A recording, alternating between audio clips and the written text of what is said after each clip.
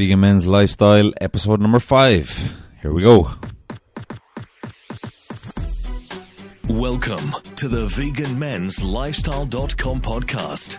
Your weekly vegan motivation recharge, fitness, nutrition, women, relationships, business, travel, and more. Listen up.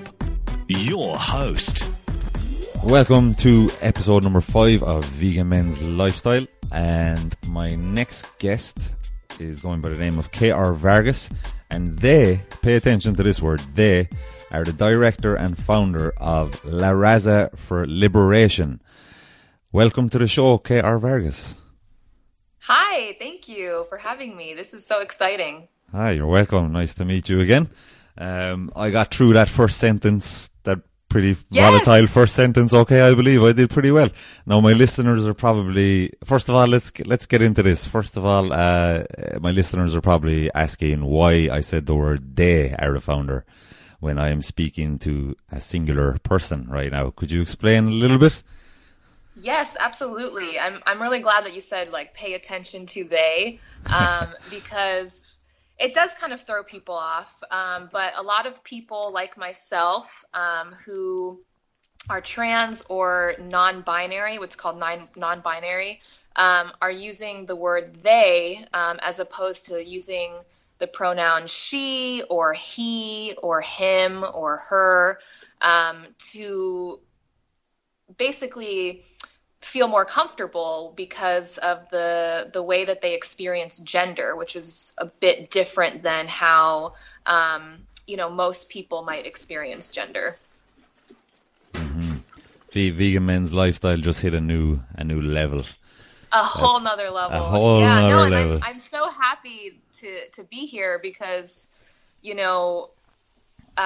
trans men need just as much visibility, if not more visibility, than what's called cis men. So cis is a word to explain someone whose assigned gender at birth matches the gender that they actually feel. The gender that they actually feel is right for them. Okay, and if you don't mind me asking, feel free to dodge this. How did that play out in your life? Did you kind of associate as a they from a young age, or what way did it? Looking back, I definitely recognize that my gender has been unique for most of my life. I didn't have the language for it when I was a kid. But I definitely felt it. What happened was, I think I was in college. I came across, I was taking a sex and gender studies, pretty cliche, but I came across the word genderqueer, and basically, I can't remember what the specific definition I read was, but genderqueer is kind of this umbrella term for, these people who experience gender differently than cis people do, people who really resonate with the gender that they were assigned at birth. So when I came across that word, I was like, oh my God, this is me. And so that kind of started my journey of self-discovery. And for me personally, to be a trans non-binary person, that just the way I experience gender is, I kind of might have a day where I feel more like a man, more masculine. I have days where I feel more like a woman, more feminine. I have days where I feel a combination of both. And then I have some days where I don't feel either one. I feel kind of genderless. So it all just kind of fluctuates for me all the time. That's not how everyone who identifies as non-binary experiences gender, but that's just my own personal understanding of my gender. That's fascinating. I'd love to delve into this a little bit more. We could make the whole podcast episode about this, because in case you're wondering, guys, I didn't know this before I had her on the show. I was but I'm just getting intrigued by all this right now. But because there isn't many people like yourself that, especially in Ireland anyway. I mean, even, I don't know about that. No, and sometimes it might be hard to tell because you can't just go up to someone and ask them what their gender is. No, I guess you're right. Maybe Ireland is like the hot spot for like non-binary lifestyle or whatever. It could be like the hub of the world. I did meet a few people while I was there that identify as non-binary, and I'm sure that you have a trans community as well. Oh yeah. Yeah. So trans men, trans women, they are a bit different than trans non-binary folks like myself in that they might more strongly identify with womanhood and with manhood. I'm kind of in this weird middle ground, but yeah, I mean, we're out there, but you sometimes might just not notice us, which can definitely affect the way that we live and the way that we work. Okay. And I want to get into your business here. So I listened to you speak at Dublin Veg Fest 2018, a couple of weeks ago. And I consequently went on to look at your business, Raza For Liberation. And I'm just going to read the About Us section here from the website. And if I can just ask you to add on to that then afterwards. So, La Raza For Liberation was created to amplify the voices of Latinx, Afro-Latinx, and indigenous people in the US who continually fight towards a collective movement, but get left out of the mainstream narrative. We formed in January of this year after finding that there weren't enough spaces and resources available to Latinx activists interested in exploring social justice through a culturally appropriate anti-speciest perspective. So could you possibly just explain what is it that you guys do and what does it have to do with veganism, and what is Latinx actually? While I'm at it, I might as well just open up that I'm stupid. So let's go. No, it's not stupid at all. I mean, let's definitely start with Latinx because it has directly to do with gender and what I was talking about before. So even people within the U.S. are still learning about the term Latinx. So I am not surprised at all that that's like a very new thing to hear in Ireland. But basically, most people have heard of Latino or Latina, referring to people from Latin America. Latinx is a way to include people like myself who experience gender very differently and might not identify as Latino, which is usually for men, and Latina, which is usually for women. So Latinx, or sometimes it's pronounced like an E, Latine, to make it gender neutral. That's a way to include people who, like me, who exist in this space. And so the purpose of my work, there's kind of two main goals. The first is, as you said, to really empower people, from these Latin American communities, and try to amplify the work that they're already doing. I try to support activists in the projects that they've already started. I try to support activists in projects that they want to start, or even just an event. Like right now I'm in Miami to connect with activists, and I connected with one activist in particular who wanted to put on a vegan sustainability event. So I'm here to really help people accomplish what they want to do, which has been a learning process for me as well, because I'm not, an expert or anything. But that's kind of the first part. And then the second part is just to really build more collaboration between different movements. And that's kind of where veganism and animal rights comes in, because it's one of many issues that I'm trying to kind of build more collaboration with. So what you're trying to do is achieve more collaboration between vegan, well, not just vegan, but all sorts of communities that are striving to better their situations or the situations of others. Exactly. If I'm right. Okay. And what other kind of communities do you come across? Like what types of things besides veganism? What other communities have you come across and maybe collaborated with? What are people striving for? I know there's a lot of stuff going on in America right now. Is it something to do with, I don't know, like racism or something like that, or sexism? Yeah. What are you kind of coming across, or what are you gravitating towards, kind of? And how are you actually, like, hands on deck? How are you actually?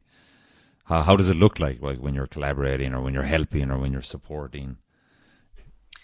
So a lot of people of color in the United States that are in the vegan and animal rights movement, we kind of understand speciesism, or, animal rights in a different way. We experience it in a different way, veganism and things like that. There's some really amazing thinkers out there, such as AFCO, who talk about how things like racism are directly connected to issues like speciesism.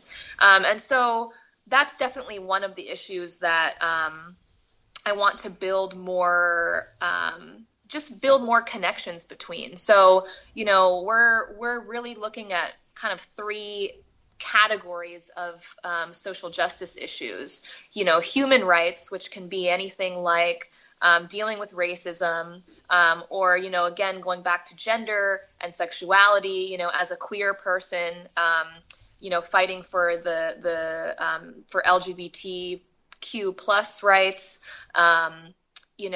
those types of human rights are in one category. And then we have another category of, environmental justice, where, the U.S. is just, and not just the U.S., but really the whole world has all of these environmental issues. All of this environmental destruction is happening around us, and figuring out how to deal with that. And so, some of your listeners, maybe they're already familiar with how veganism is connected to environmentalism, right?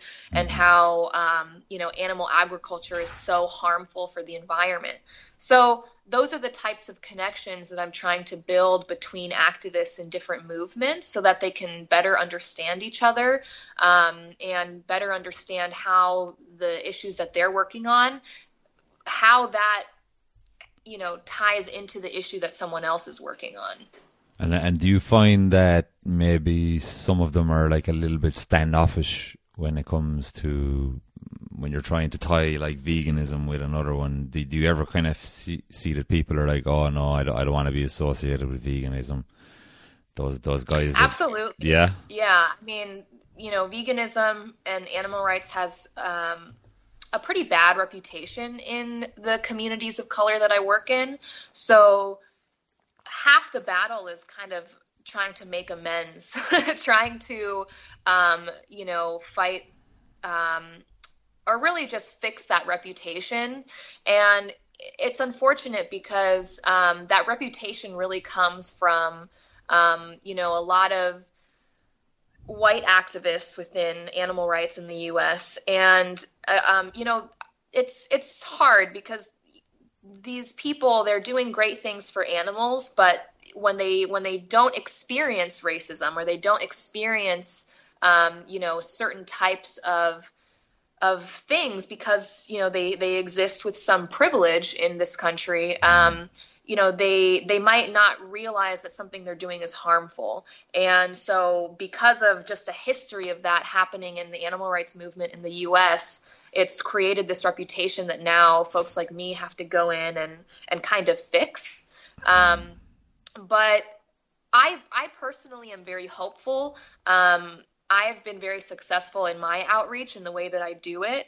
And I think you asked, how are we doing this, like, hands-on? Like, what does this really look like? Yeah. And so that's what the Decolonize conference is for. So we're doing 4 conferences called Decolonize, and the first one is going to be in Washington, D.C. in October at the end of this month. And basically, I've invited activists from a bunch of different movements, whether they're vegan or not vegan, to basically come and explain the work that they do and explain their perspective to each other, and what it has to do with decolonizing, basically trying to fix the things that have been done to communities of color, since the since Europeans came to the United States and started to cause a little bit of damage. So that's the framework we're coming at. And so animal rights isn't really going to be at the center of that conversation, but it is going to be a part of that conversation, because a lot of vegans of color are, they view their veganism as a way to decolonize, just because of a lot of reasons that we could go into, but I don't want to go too far into that, because I know we have a lot to cover. But explaining it from that perspective really resonates with people, because of their understanding of different types of social justice issues. And so coming at it from that angle has just been immensely successful for me personally.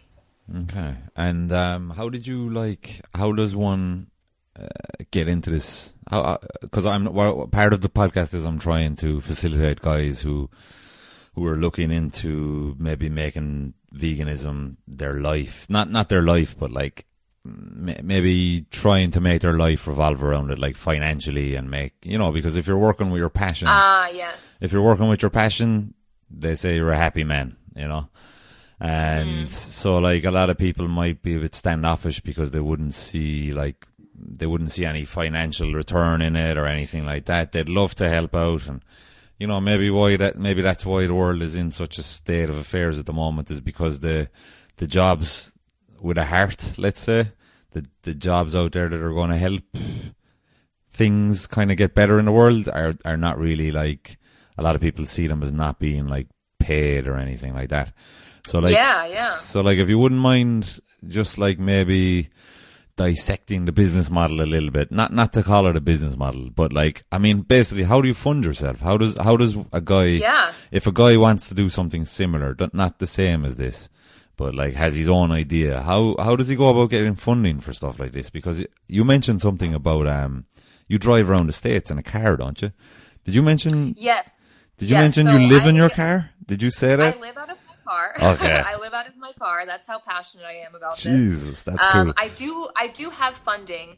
I managed to kind of meet someone through someone else, just kind of, using your network, I think, is just so important. Trying to just see who you have access to, share your passion and your idea, just like wildfire, because you will probably run into someone who really likes that idea and might have the resources to help fund you, whether it's someone who can just give you $25 or someone who can give you, maybe a lot more than that.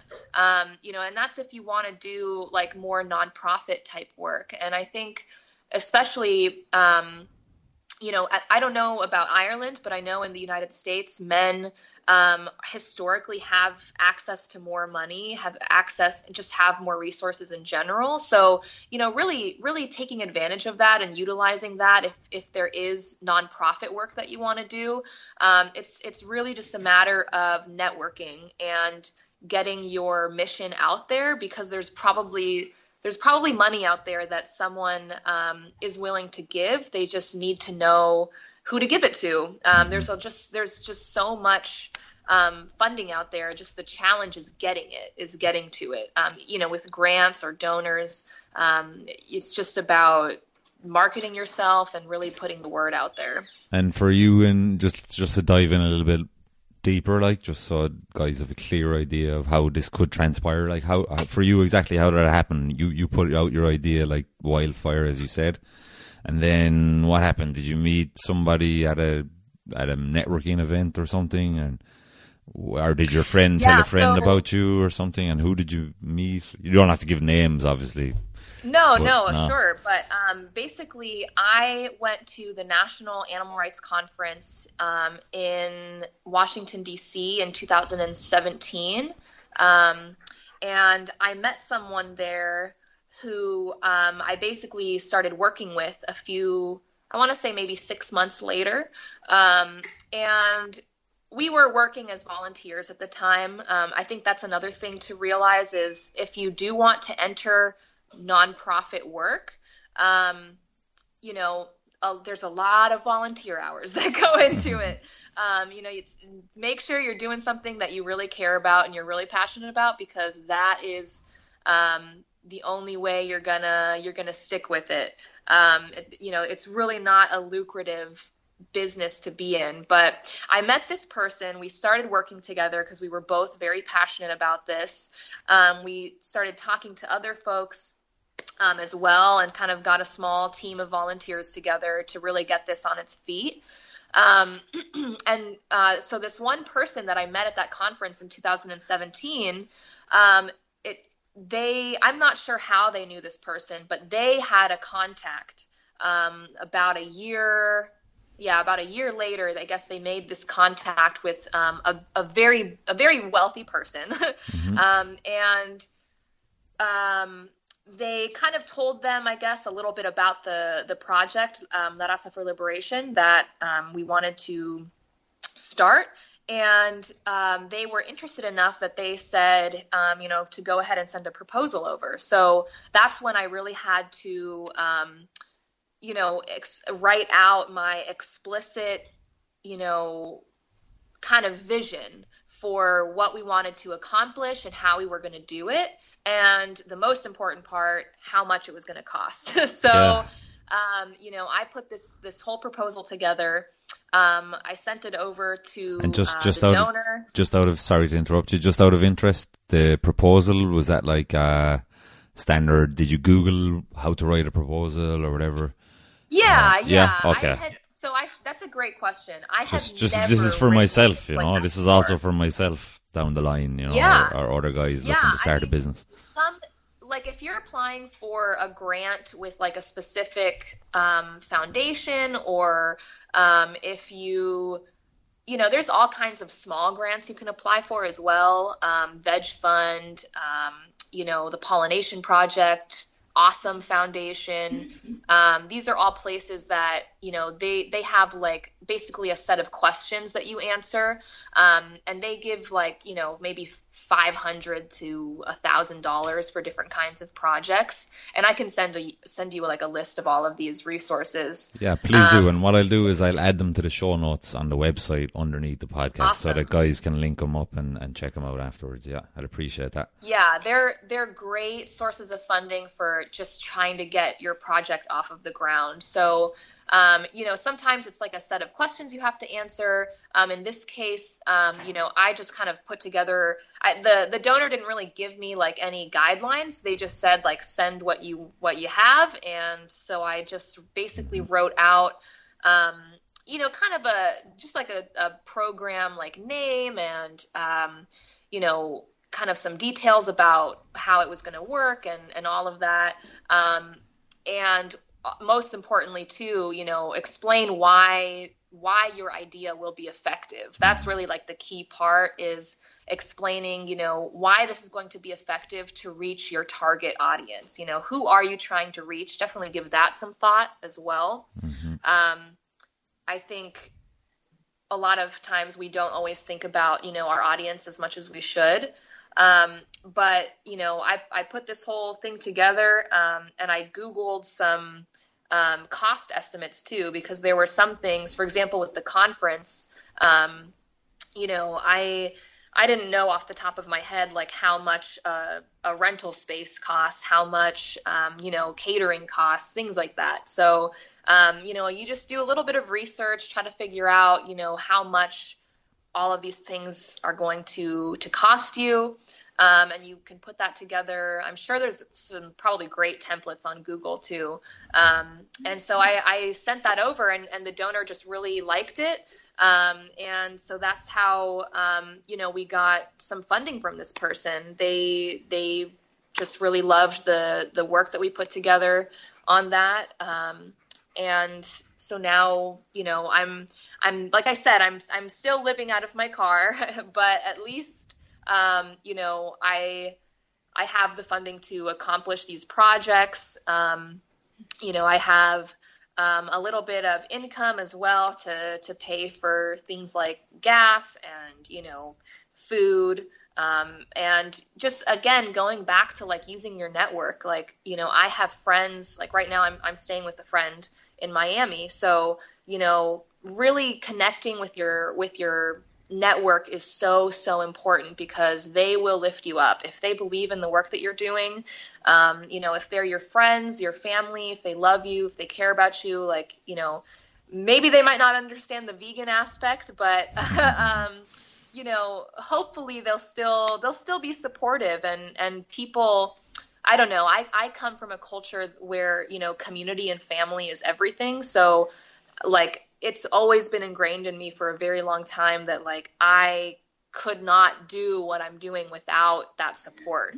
And that just continues to be true to this day with this project as well. Okay. Thanks for answering that. And sort of basically like, there is people out there like looking to fund stuff, just single, like people not even part of like organizations or anything, just like people with money do want to back, heart-filled kind of ideas and stuff like that.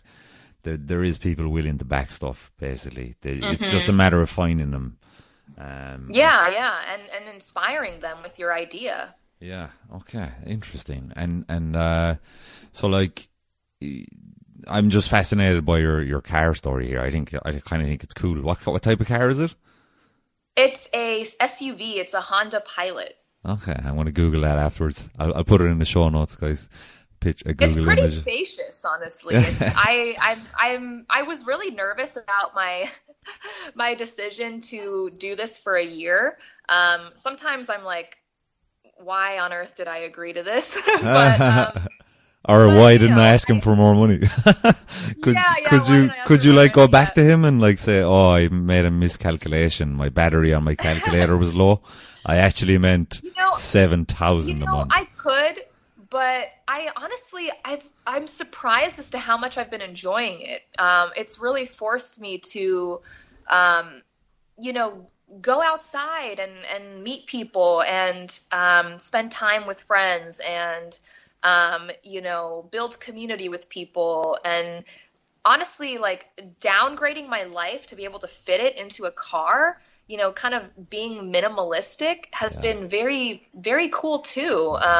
I'm living on such a small amount, and so it's been kind of liberating at the same time that it's been challenging, but I'm getting so used to it at this point that I'm kind of wondering if I'm maybe going to stick with it for longer than a year. Yeah. It actually, I can attest to that. It's I was living in Switzerland for years, and then the job went away, and the girlfriend went away, and all this stuff, and I basically had to leave, and I actually had to dump most of my stuff and give it away, couches and whatnot, But it's actually liberating, like, and since then I've just kept it completely minimal, and I've even shedded more and more stuff as the years go on. It kind of becomes addictive because, yourself, you just feel free when you don't have anything holding you back, absolutely. It's getting to the point now where I'm even hesitant to get like mobile phone contracts and stuff like that. I'm like, ugh. Yes. I'm like, that's so funny you say that. I feel the same way. I have a 2-year contract for the first time in years, and I'm just like, ugh. 2 years with this phone service provider.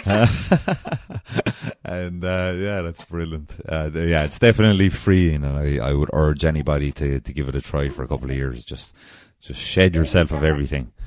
It's what did they say in Fight Club? It's only when you lose everything you're free enough to find out what you want to do or something like that. And especially if you do want to enter nonprofit work, minimizing your expenses. I mean, you realize how easy it is to actually live on a very small amount in some ways. Yeah. If you're not being forced to from some external reason, it's actually quite empowering when you choose that, when you choose to, just not have as many bills to pay. Mm-hmm. And so this guy, is he backing you for this year road trip, or has he talked about maybe whenever you settle back into California, I think is where you're from, is there talks about maybe longer term, so you can turn this non-profit into. Sorry, go on. So with donors, you want to definitely maintain a relationship. I don't know what's going to happen beyond this year. I'm still learning about all of this fundraising business. Yeah. But if I can do it, anyone can, truly. I actually have a fundraising guide for dummies in my car that I've been getting through. But yeah, I mean, with this donor and with we have other donors as well. I have a Patreon account, and Patreon is this really cool website. I'll also send you a link to that, where you can do all kinds of stuff. There are people who sell things on there, people who, are like YouTubers, and they kind of, your subscribers have to pay, like they can pay as little as $1 a month to get access to your videos and things like that. So, I have a Patreon account, so I have donors on there. I'm trying to find time to also apply to grants. So, all of it is like a process. And it's one of those things where, if you have a team of people, it's a lot easier because then you can kind of delegate different tasks.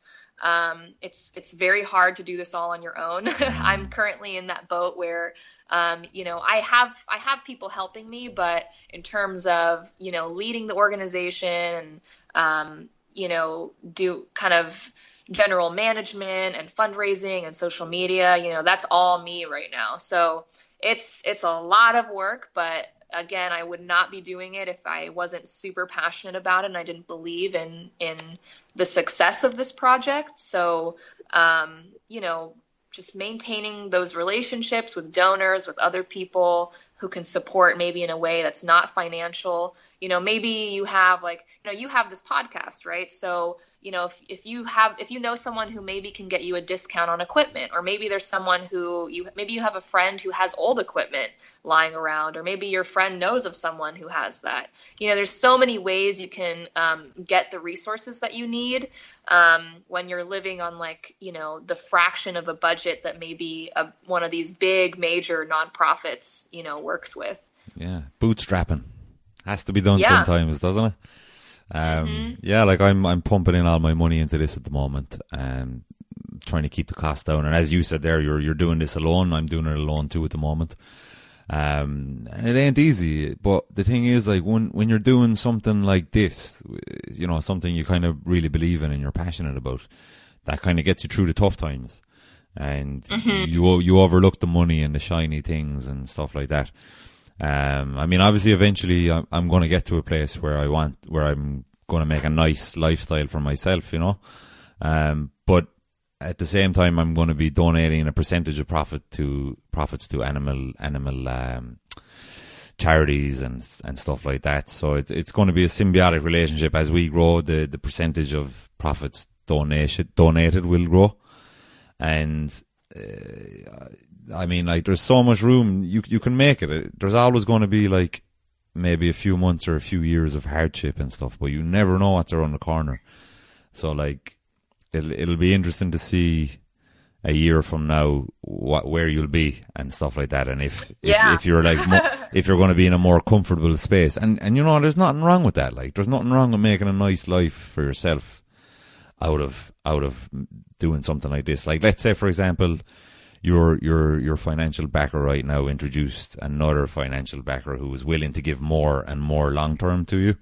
I mean, there's nothing wrong with, like, accepting more to allow yourself to have a little bit more of a comfortable lifestyle, and because then you can build something stronger, like you can build on more from there. So, like, it doesn't always have to be bootstrapping the rest of your life if you want to make a business revolving around veganism, does it? I mean, you can certainly grow and certainly build empires and like have a very comfortable living, but sometimes you just have to bootstrap it at the beginning and grit your teeth, isn't it? Yeah. I have looked into, you mentioned earlier, Patreon. That's a great tool for anybody who's thinking of starting something now, but they can't see how they'll monetize it.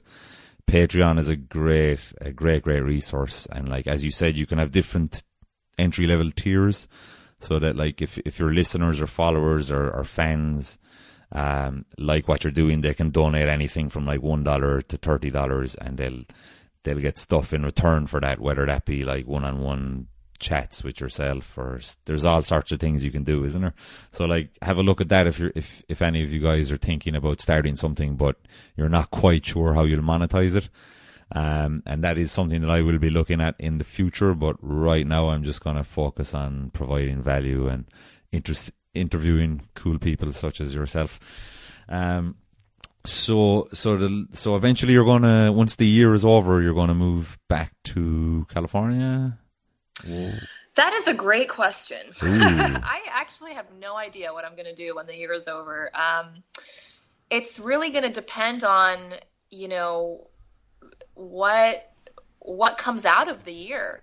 I started this project with the intention of the first year being a time to learn what other activists are doing, and support them from there. So I'm not really going to have the answer, the next step, until I know what it is that they want and what they need. That's the whole point of my work and my project, which is kind of a unique way for a nonprofit to start, because usually they start with like a very clear kind of program or a clear kind of solution in mind. But for this project, it's really about the community, and it's really about uplifting other people. So, and building those connections among them as well. So, I'm just looking forward to our conferences. Like I said, the first one is this month. Then we'll have another 3 throughout the rest of the year in different cities. One will be in Austin, Texas. The next will be in LA. And the last one will be in Chicago. So whatever comes out of those spaces, that's going to basically determine my next steps. And as for my personal life, I have no idea what that means. I don't know if I'm going to move somewhere. I don't really know. I don't really want to go back to California. California has a lot of environmental problems right now, and it kind of scares me. But I don't know. We'll see. I'm just kind of open to whatever happens. And I'm just holding on to my community, because they're the ones that keep me clothed, keep me fed, keep me sheltered. And that's really all that I can ask for. Pretty cool. Careful when you go to Austin, Texas. It might suck you in. That's where you might end up staying. It's a really cool city. I nearly stayed. I was like, I don't want to leave. What's that? There is some good food in Austin, Texas. Oh man, there's good everything in Austin. It's a great spot. Good weather, good everything.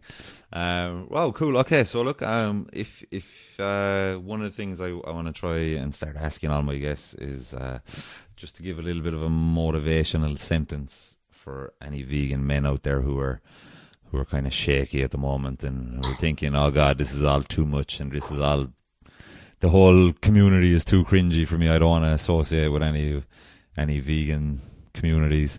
What kind of, if you could give them one piece of motivation to stay on the path that they're doing and that it's the right thing to do, what could you say to them? I'm putting you on the spot now. Apologies, but no, I love it. I would just say that, I recognize that veganism is something that is seen as like feminine, and for men it's like, I don't experience exactly what men experience, but I recognize that if people look at vegan men as if there's something wrong with you, as if that's feminine, and the reason why that's bad is because the feminine is bad, so I would just say that you're already fighting this stereotype that not only that veganism is feminine, because that's like not true at all, but you're also fighting this sentiment, this feeling that that the feminine is bad, and I think for men to step up to that challenge and to be feminists, because, you know, that is kind of a feminist action to take. You know, veganism, we know that it's exploiting the bodies of animals, and for men to take a stance against that, you know, that is pretty feminist. And that is super cool. And that, you know, like, embrace that. I know that it's scary because, I mean, I don't know, again, like, about Dublin context, Ireland context, but I know that in the States, you know, that's kind of a radical thing to take on. So, I would just say embrace that and just find each other. You know, I'm so glad that you're doing this podcast and trying to build this community among vegan men, because men do need community. Men do need their own spaces to talk about these things and talk about, you know, these kinds of challenges, because, you know, it's a process, it's a learning process. And, you know, women have their own things going on. Trans and non-binary people like myself, we have our own things going on, our own challenges. And, you know, when we go to our own spaces, you know, when I go to a non-binary space with other non-binary people, it helps me because they understand my experience. You know, they understand that I need support, and that and what I'm going through. And so, you know, men need that too. You know, that's really important. And for men like you to take that initiative to create those spaces, I just think is so important. And just embrace it. Just take advantage of it. Go, you know, if you can do an in-person event too, I think that would be so cool. You know, to have, you know, a kind of discussion about this stuff. You know, maybe a book club even. I don't know, you know, reading books about veganism and feminism, how those things are connected, you know, like that would be such a cool thing to do. And, you know, having the support from each other, I think would really help you stick with it and just keep growing, because it's a never, you know, veganism is one step, but there's just so much we can always be learning. Yeah, absolutely. Thanks for that. Yeah, and part of the plan down the line will be like worldwide events, maybe 2 or 3 times a year, where I'd have like obviously awesome vegan food and stuff like that, but like speakers on all different aspects that we cover on the podcast, and maybe some of the podcast guests speaking at the events as well. So again, everything from dating to business to relationships to careers to food and passions and animals and everything. Yeah, so that's part of the plan down the pipeline. So thank you for that. So obviously, guys can find you at Raza For Liberation.org. Is there anywhere else you'd like to share where guys can see what you do and maybe look into more? We are on Facebook, facebook.com/Raza For Liberation. Yep. Instagram, same thing, at Raza For Liberation. Yeah, and that's where you can find us. Cool. I'll put all the links, and I'll put the list of companies that you're going to send me on afterwards, all in the show notes, in the podcast page in the website, veganmenslifestyle.com. So thank you very much for joining us. I really enjoyed that. Actually, that was cool, eye-opening, and very educational and inspirational. I would say keep up the good work. And I have to say, I'm a little bit jealous of how minimal you're going at it. You know, you're driving around the States. You're driving around the States to all these nice cities that I've been to and I want to go back to. Yeah. If you're ever looking like to sell it or give it away, the car or whatever, I'll take it. I'll take it off your hands. You know, I'll do you a favor. All right. Well, thank you so much. Cool. Take care of yourself. See you around. Okay. Bye. So there you have it, guys. Good interview. I hope you enjoyed me trying to navigate the whole interview without referring to KR as a he or a she. I'm still struggling with it right now, even in the outro. But look, be who you want to be. And I hope you got some information and inspiration about doing whatever it takes to make your dream come true, even if that means living out of your car. Personally, I won't be doing it though, because in Ireland I would last about 3 days before I die of exposure. See you next time.